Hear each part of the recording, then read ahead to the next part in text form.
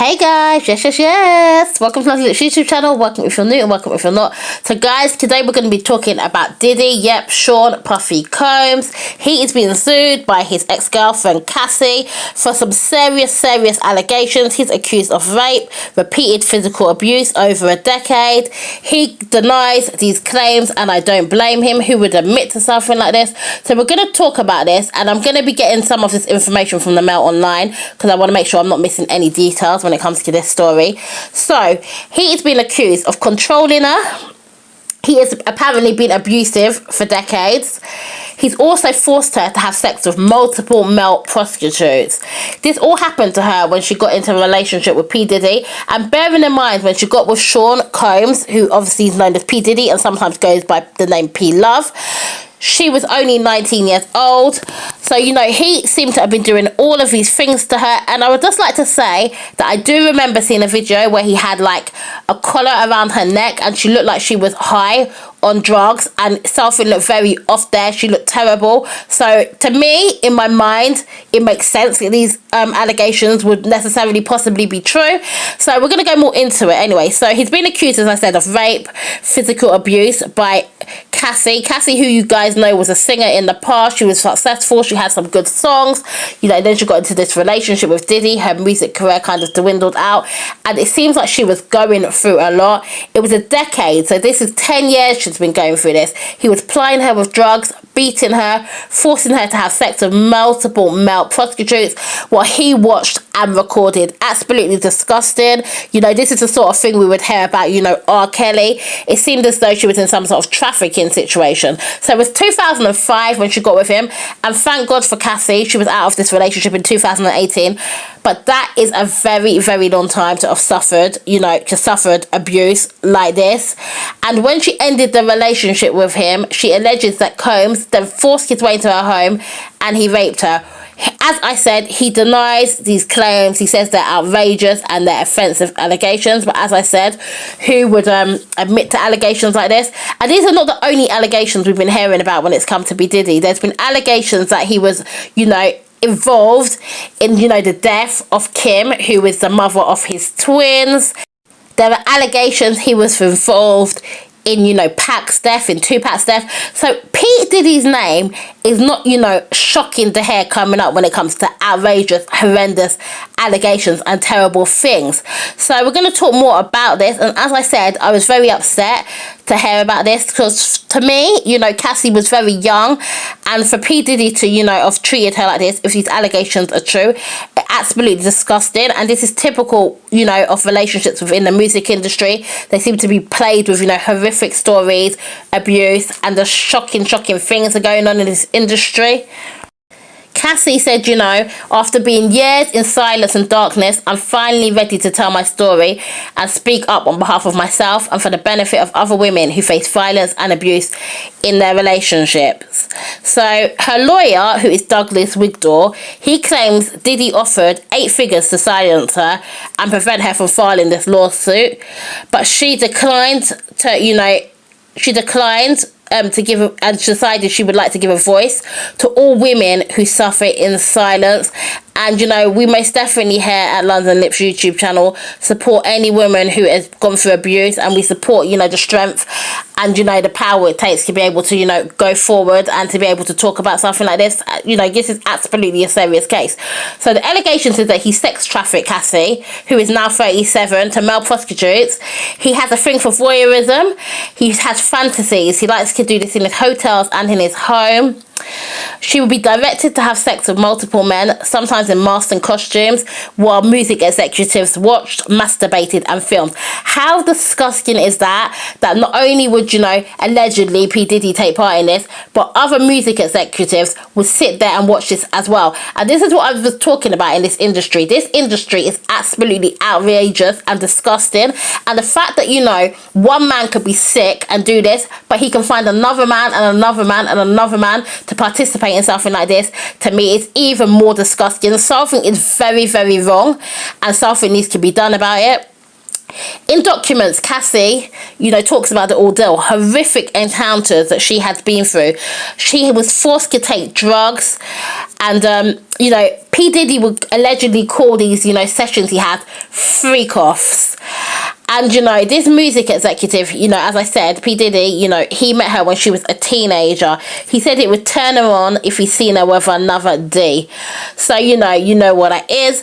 He allegedly hired a man and brought him to her home in Los Angeles to engage in sex acts with Cassie.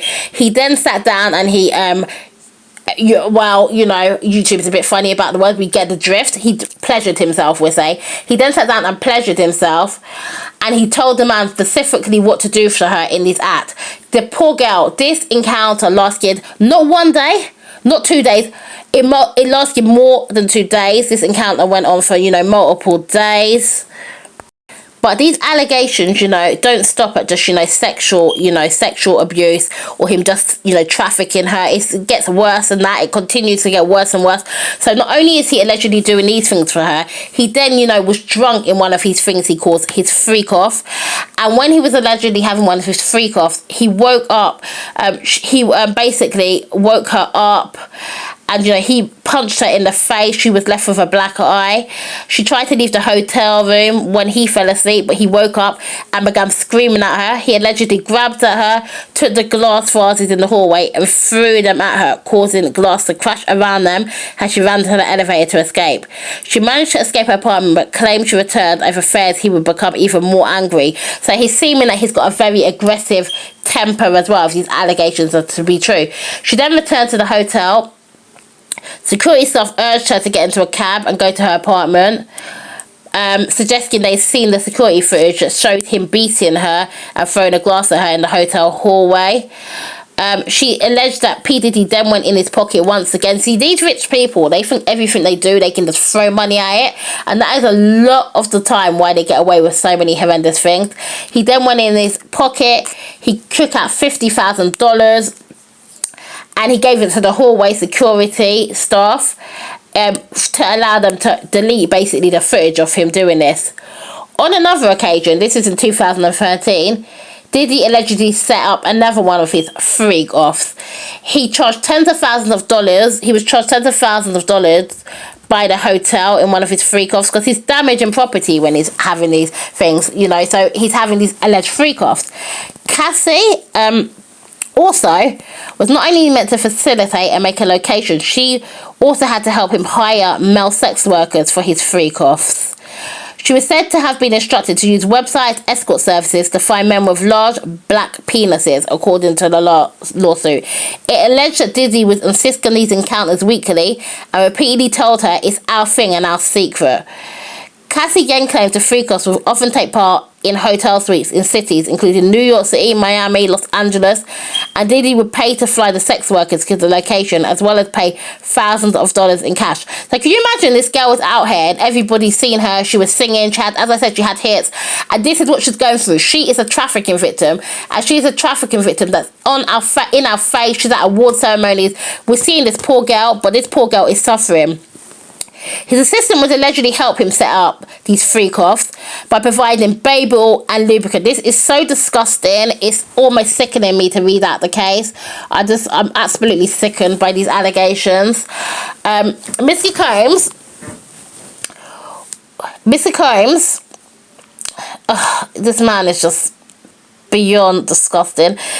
Mr. Combs would also supply her with, you know, large amounts of drugs before his freak offs. These drugs that he allegedly gave her were ecstasy, cocaine, GHB, ketamine, marijuana, and alcohol. He gave her excessive amounts during his freak off, which allowed her to disassociate from these horrific encounters. It became commonplace for her to get IV fluids in the days after his freak offs to recover from the excessive substances pushed upon her. Cassie was allegedly required to dress up in lingerie for sex encounters and wear white nail polish to contrast with the skin of the black male sex workers. Ugh. She claimed Diddy would ask her to pour excessive amounts of oil over herself before he instructed her and sex workers what to do. This is literally like an R. Kelly case. It's literally like Surviving R. Kelly. It's literally like that. This is absolutely beyond disgusting. Mr. Combs would say things like, grab that big black D and ask her how does it feel, as he directed her to perform for him. Diddy allegedly used his phone, laptop and tablet to film the freak-offs and treated it like a personal art project, adjusting the lighting. This guy's absolutely sick. If these allegations are true, not only should he be in prison, but he should absolutely not be having custody of his children. Who would allow a man like this to have access to children or any women at all, or anybody, period? Anyway, we'll continue. So Cassie said she deleted photographs and videos of the acts that were taking place on her phone, but Diddy told her he kept many of them, which means there's a good chance he has evidence. There's evidence of this in his home somewhere, in a safe somewhere. He has got this evidence. It could be in, like, you know, some sort of storage unit or one of his mansions. But the fact that he's filming this and he said he has them still means that they are probably somewhere. You know, he's probably hiding these somewhere. He's probably looking to destroy them now, so I'm hoping the police are going to take fast action to see if they can find coverage of this. The lawsuit also says that he asked her to carry a gun in her purse on at least 2 occasions. He allegedly once dangled one of Cassie's friends over a 17th floor hotel balcony. Combs allegedly piled her with ecstasy and ketamine and often beat her up. She never told authorities because it would be merely give Mr. Combs another excuse to hurt her. Terrible. Absolutely, you know, disgusting. There's also, in 2009, Combs was still speaking to another agent. So he pushed her into a car and kicked her repeatedly in the face until she was bloodied. Documents describe Combs got angry that Cassie was dating Kid Cudi in early 2012. Diddy told Cassie that he would blow up Cudi's car. Around that time, his car exploded in his driveway. Cassie also claims that he threatened to suppress her music if she did not obey his violent orders. He also paid for her car and apartment and had access to her personal medical records. The lawsuit also claims that Diddy got high for the first time in September 2007. He got Cassie high for the first time in September 2007, and he handed her ecstasy pill. It stated on one occasion the pair were using drugs in a Los Angeles home when one of Diddy's security staff barged in and told him that his long-term rival, record executive Suge Knight, was spotted at Mel's Drive-In Diner in Los Angeles. He allegedly got dressed, retrieved multiple guns from the safe and ran out to find where Knight was and said to be dining, leaving Cassie terrified in tears. He used his money to force Cassie to hide in hotels for days so she could hide the evidence of abuse, so she could wait for her bruises to heal. He beat her repeatedly in the Escalade by kicking and hitting her following a party with Jay-Z. So after the party with Jay-Z, Diddy also allegedly assaulted her after he found out she had spoke to another music manager in a party in Los Angeles. After they left the club, he beat her allegedly, pushing her into a corner of the vehicle, and he stomped on her face. His security staff tried to stop the beating but was unable to de-escalate the situation. She had been bleeding profusely and attempted to run away, being ushered into Diddy's home where she began to throw up. Upon recognising the damage that he had allegedly done to her face, Mr. Combs panicked and forced his staff to bring her to a hotel suite where she was required to stay for a week. Cassie claimed she asked to go home to her parents but was not allowed to leave, so she lied to her mum when she asked her about the online gossip forum that reported the alleged assault. She said she was terrified, isolated, and unable to see a pathway out.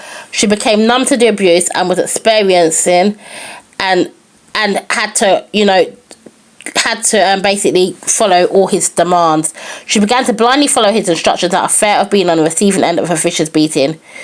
So she is seeking unspecific damages. The lawsuit is brought under the Adult Survivors Act, which is a lawsuit allowing people to file claims after the statute of limitations has run out. Absolutely disgusting. Absolutely disgusting. I'm glad if this is, these allegations are true, that Cassie has been brave enough to speak out. And I think it's important that people speak out about things like this. Not only for you know, the fact that it's absolutely disgusting that these people can be idolized and they're doing things like this, but for other people out there who are entering the music industry, for other parents out there who are letting their kids enter this industry, they need to realize the seriousness of letting your child be in this industry and not be watched by you. They need to not be like, okay, if a guy is a celebrity, it's okay for him to date your daughter. It's absolutely not okay to just, you know, give your child to somebody or just ignore that your child could be with somebody who's bad for them just because the person is famous. You know, she is very, very brave. These allegations, as I said, are absolutely extremely serious. She was initially going to write a book, but, you know, he did not want her writing the book. She wanted, you know, 30 million to stop her from writing the book, but she decided not to write the book in the end and decided that she would rather file a lawsuit. The lawsuit, you know, says that, you know, that Miss Cassie Ventura was held down by Mr. Combs and enjoyed a decade of violent behaviour and disturbing demands. For Miss Ventura, the dark times were those she spent trapped by Mr. Combs in a cycle of abuse, violence and sex trafficking. He lured Miss Ventura into a fast-paced and drug-fueled lifestyle and into a romantic relationship with him. Her boss, one of the most powerful men in the entertainment industry, a vicious, cruel and controlling man, nearly 2 decades her senior. Cassie claims that throughout their relationship, he was prone to uncontrollable rage and frequently beat her. These beatings were witnessed by Mr. Combs' staff, employees of Bad Boys Entertainment and Mr. Combs' related businesses, but no one dared to speak up against his frightening and ferocious boss. He often showered her with gifts following incidents of physical violence, a typical pattern of behaviour by serial abusers. Adding insult to injury, Mr. Combs used illegal substances and threats of violence to force Ventura into repeatedly unwanted sexual encounters with male sex workers. She claimed that she tried to escape him multiple times, but would be found by Diddy's vast network of corporations and affiliate entities who told her to return to him. Cassie said that although she had fully escaped Diddy, the harms, the assault and sexual abuse he caused her for over a decade will haunt her forever. The lawsuit then claimed she required intensive medical and psychological care to recover from trauma she lived through. I can understand where she could have been, you know, very scared to leave him, trafficking victims, you know, often just in a trap and it's very hard to get away. P. Diddy's worth $1 billion. He's got, you know, a reputation of being a guy with, you know, many contacts. So I can understand why she would have been absolutely scared. Anyway, guys, thanks for listening. You know, we'll see what happens with this case. Don't forget to like, comment and subscribe. And I'll see you guys on another one. Peter Pan, that's what they call me.